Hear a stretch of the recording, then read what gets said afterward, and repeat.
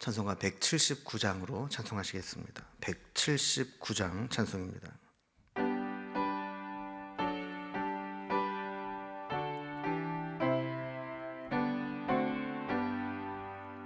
주 예수의 강림이 가까우니 저 천국을 얻을 자 회개하라. 주 성령도 너희를 부르시고 무천사도 나와서 영접하네. 주 예수님 너희를 찾으시니 왜 의심을 하면서 오지 않나. 온 세상 죄 담당한 어린 양은 죄 많은 자 불러서 구원하네. 이 세상이 즐기는 재물로는 내 근심과 고초를 못 면하리. 또 숨질 때 위로를 못 얻으며 저 천국에 갈 길도 못 찾으리. 내 아버지 주시는 생명 양식 다 배불리 먹고서 영생하라. 곧 의심을 버리고 주께 오면 그 한없는 자비를 힘입으리. 아멘. 하나님 말씀 누가복음 12장 35절에서 48절까지 말씀입니다. 누가복음 12장 35절에서 48절까지 이 말씀을 제가 봉독하겠습니다. 허리에 띠를 띠고 등불을 켜고 서 있으라. 너희는 마치 그 주인이 혼인집에서 돌아와 문을 두드리면 곧 열어주려고 기다리는 사람과 같이 되라. 주인이 와서 깨어있는 것을 보면 그 종들은 복이 있으리로다. 내가 진실로 너희에게 이르노니 주인이 띠를 띠고 그 종들을 자리에 앉히고 나와 수종 들리라. 주인이 혹 2경이나 혹 3경에 이르러서도 종들이 그같이 하고 있는 것을 보면 그 종들은 복이 있으리로다. 너희도 아는 바니 집주인이 만일 도둑이 어느 때에 이를 줄 알았더라면 그 집을 뚫지 못하게 하였으리라. 그러므로 너희도 준비하고 있으라. 생각하지 않은 때에 인자가 오리라 하시니라. 베드로가 여짜오되 주께서 이 비유를 우리에게 하심이니이까 모든 사람에게 하심이니이까.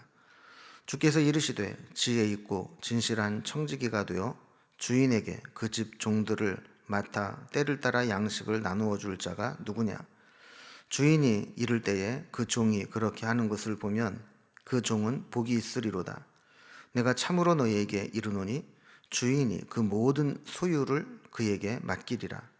만일 그 종이 마음에 생각하기를 주인이 더디 오리라 하여 남녀 종들을 때리며 먹고 마시고 취하게 되면 생각하지 않은 날 알지 못하는 시각에 그 종의 주인이 이르러 엄히 때리고 신실하지 아니한 자의 받는 벌에 처하리니 주인의 뜻을 알고도 준비하지 아니하고 그 뜻대로 행하지 아니한 종은 많이 맞을 것이요 알지 못하고 맞을 일을 행한 종은 적게 맞으리라.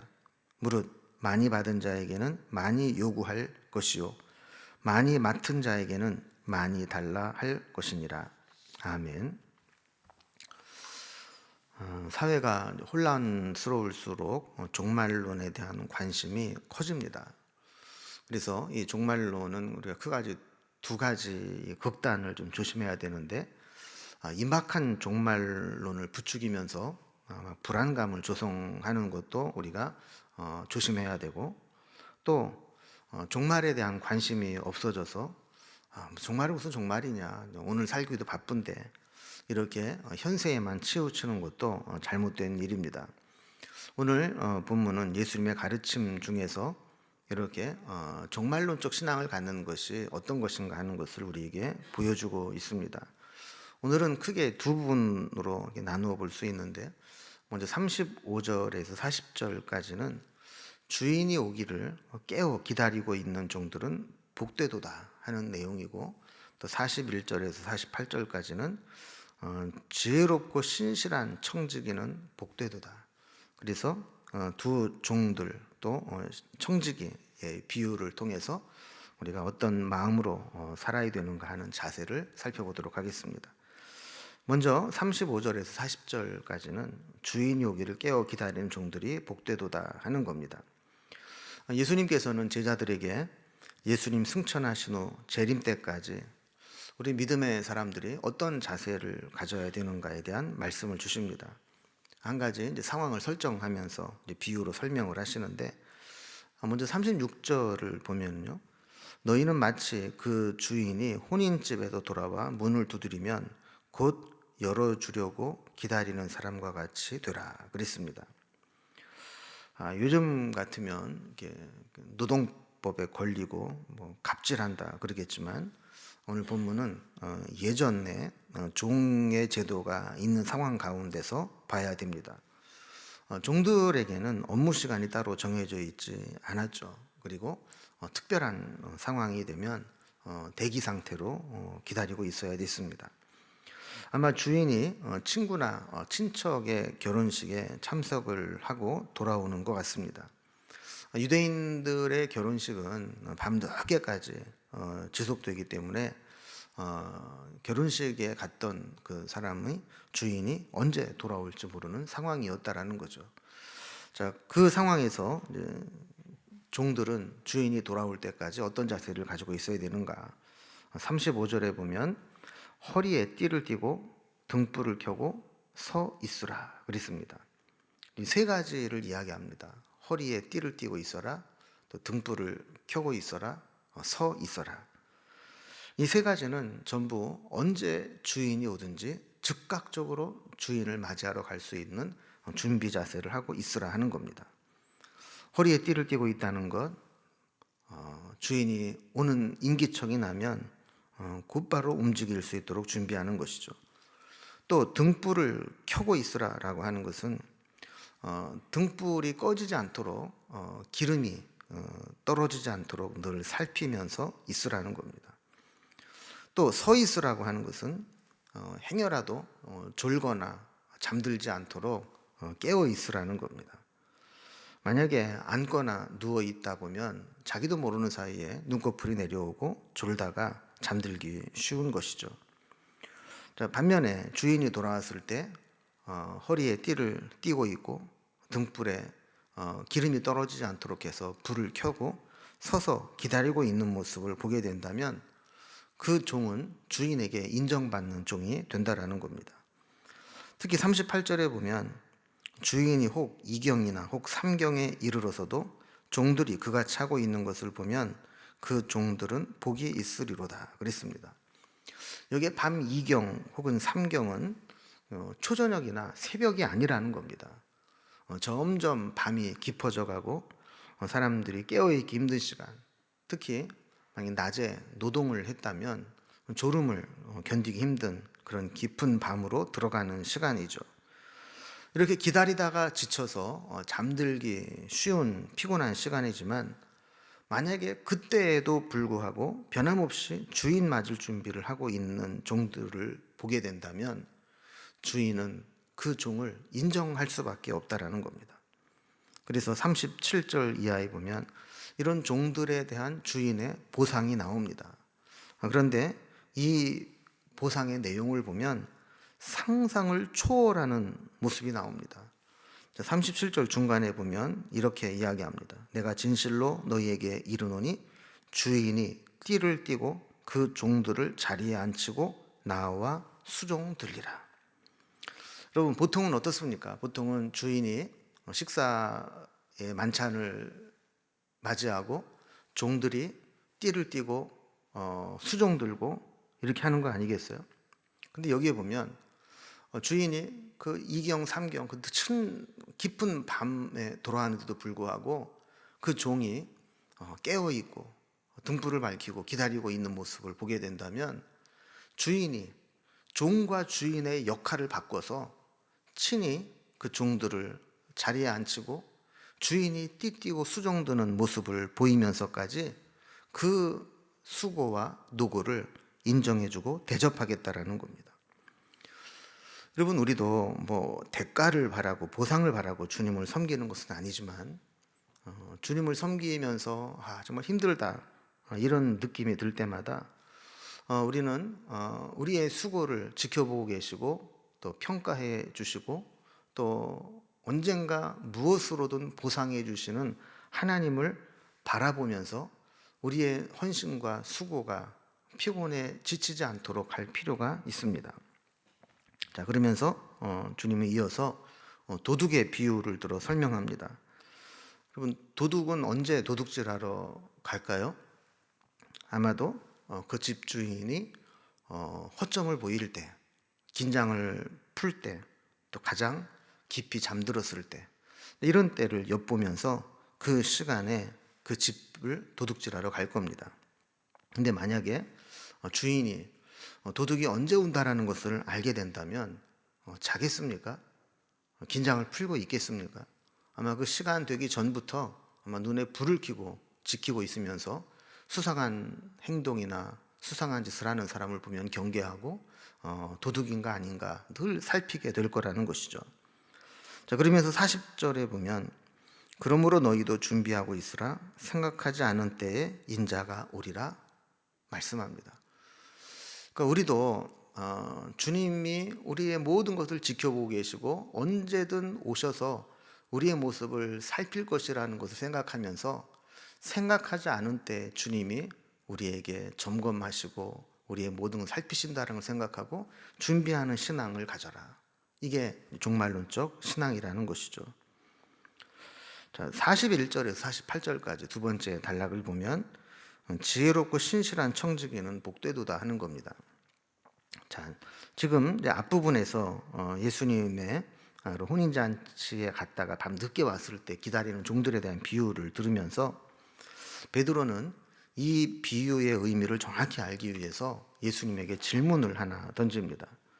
이 비유를 우리들에게, 그러니까 즉 예수님의 제자들에게만 하신 말씀인지 아니면 모든 사람들에게 다 똑같이 적용되는 말씀인지 알려달라는 거예요. 여기에 대해 예수님은 직접적으로 답변하지 않으신 채 두 종류의 청지기에 대한 비유를 말씀해 주십니다. 우리가 알다시피 청지기는 주인에게 권한을 위임받아서 주인의 뜻대로 집안을 다스리는 자를 청지기라고 부릅니다. 그러니까 주인은 아니지만 주인이 맡겼기 때문에 청지기에게는 상당한 권한과 재량권이 주어지죠. 이렇게 권한이 주어진다는 것에는 항상 책임도 주어지는 겁니다. 그리고 책임이 주어진다는 것은 마지막에 평가를 받아야 된다는 겁니다. 이 평가에 따라서 상벌이 정해지기도 하죠. 42절 이하에 보면 여기에서도 이런 청지기를 세워놓고 주인이 출타했던 것으로 나오게 됩니다. 자, 그리고 주인이 돌아왔을 때에 청지기가 하는 모습을 보면서 그 청지기에 대해서 평가를 내린다라는 겁니다. 지혜 있고 진실한 청지기가 되어 주인으로부터 그 집 종들을 맡아 때를 따라 양식을 나누어 주는 종이 있다 그랬습니다. 그럼 이게 무슨 얘기일까요? 여기서 종들을 맡아 때를 따라 양식을 나눠준다라는 것은 단지 그들에게 식량을 배급했다라는 게 아니라 넓은 의미로 종들의 필요를 세밀하게 살폈다라는 겁니다. 혹시 아픈 사람이 있으면 병을 고쳐주고, 또 그에게 어떤 필요한 상황이 생기게 되면 주인을 대신해서 필요한 조치를 취해주면서 그 종들이 생활하는 데 어려움이 없도록 모든 것들을 책임지는 겁니다. 그래서 이 일을 하기 위해서, 청지기의 역할을 하기 위해서는 지혜도 있어야 되고 진실한 자세로 주인을 섬기듯 다른 종들도 보살피고 섬겨야 하는 것이죠. 특히 주인이 돌아왔을 때 청지기가 주인이 없어도 될 만큼 그렇게 청지기의 사명을 잘 감당하고 있는 모습을 보게 된다면 그건 참 복된 일이라는 겁니다.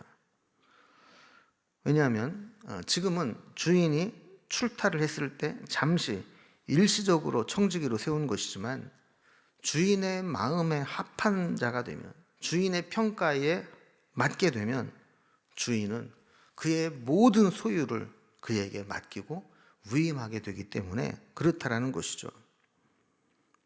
그러나 45절 이하에서는 반대의 경우, 그와는 다른 청지기도 있다라는 것을 이야기합니다. 45절 말씀해 보면, 만일 그 종이 마음에 생각하기를 주인이 더디오리라 하여 남녀 종들을 때리고 먹고 마시고 취하게 되면, 그랬습니다. 여러분, 이 사람도 주인에게 잘 보여야 된다는 것은 알 겁니다.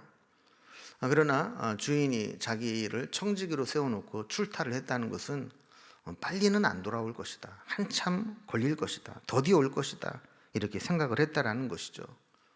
그리고 자기에게 부여해 준 청지기로서의 권한을 남용해서 자기 멋대로 종들을 때리고 그 권력을 잘못 사용하는 사람이 있다라는 겁니다. 종들을 때리고 자신은 먹고 마시고 취하여 세월을 보내게 되는데 권한에 대한 책임을 잊고 사는 것이죠. 종들을 학대한다라고 하는 것은 주인을 무시하는 행위입니다. 이래서 만약에 종들이 사고가 나거나 잘못되게 되면 그건 주인에게 해를 끼치는 것이죠. 또 본인이 먹고 마시고 취하고 있다라고 하는 것은 주인의 것을 허비하는 겁니다. 이 종은 아마 그렇게 생각했을지 모릅니다. 내가 청지기의 권한을 가지고 있으니까 내 멋대로 살다가 주인이 돌아올 때쯤 되면 그때부터 잘하면 되겠지, 이런 생각을 할 수 있습니다.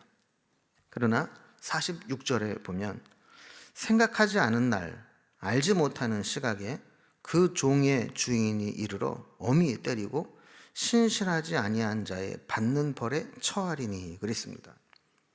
자, 그러니까 아까 처음에 나왔던 혼인잔치에 갔다가 밤늦게 돌아오는 주인과 마찬가지로 이 청지기를 세워놓고 출타했던 주인도 그 청지기가 알지 못하는 시각, 생각하지 않은 날 불시에 돌아올 수 있다라는 것이죠. 그때 앞부분에 나왔던 것처럼 그 종들을 살피고 때를 따라 양식을 나눠주고 청지기 역할을 잘한 사람이 있는가 하면, 뒷부분에 나와 있는 종처럼 자기 멋대로 종들을 때리고 먹고 마시고 취해서 시간만 보내는 사람도 있을 거라는 겁니다. 자, 그런데 여기에서 잘못된 모습을 보이는 청지기는 엄히 때리고 벌을 받게 될 것이다 라고 말씀을 하는데, 그 다음에 보면 처벌 수위가 약간 다르게 적용된다고 말씀합니다. 주인이 청지기로 맡기고 떠날 때에는 종에게 아주 필요한 필수적인 요소들은 분명히 당부를 하고 떠났을 겁니다. 너는 이것은 잘 챙겨야 되고 이렇게 관리를 해야 되고 뭐 이런 것들이 있을 거예요.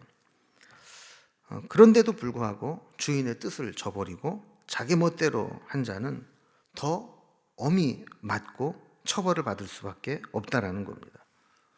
그러나 주인이 어떤 것을 원하는지 몰라서 잘못한 사람은 적게 맞을 것이다, 이렇게 말씀을 합니다.